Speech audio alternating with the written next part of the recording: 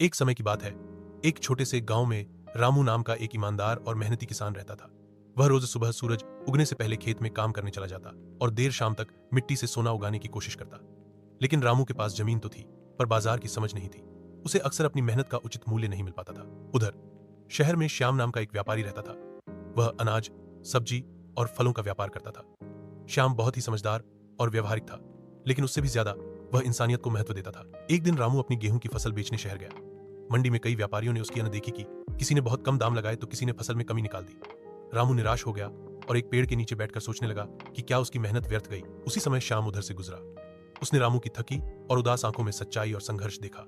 वह पास आया और बात की। रामू ने पूरी बात बताई। श्याम ने कुछ दाने लेकर जांच की और बोला, तुम्हारी फसल तो बेहतरीन है, इसमें मेहनत और ईमानदारी साफ झलकती है। श्याम ने तुरंत रामू से पूरी फसल उचित दाम में खरीदी और बोला, अगर अगली बार भी तुम इसी तरह की फसल लाओगे तो मैं ही खरीदूंगा। रामू के चेहरे पर मुस्कान लौट आई। वह पहली बार खुद को सम्मानित महसूस कर रहा था। समय बीतता गया। अब हर साल रामू अपनी फसल सीधे श्याम को देता। दोनों की दोस्ती गहरी होती चली गई। एक ओर रामू को अच्छा दाम मिलने लगा तो दूसरी ओर श्याम को भरोसेमंद अनाज। दोनों ने मिलकर तय किया कि वे गांव के और किसानों को भी उचित दाम दिलवाएंगे। श्याम ने रामू की मदद से गांव में एक छोटा केंद्र खोला, जहां किसान अपनी फसल लाकर बेच सकते थे। गांव की स्थिति सुधरने लगी, किसान खुश रहने लगे और शहर में श्याम की साख भी और बढ़ गई। रामू और श्याम की यह दोस्ती गांव और शहर के बीच एक सेतु बन गई।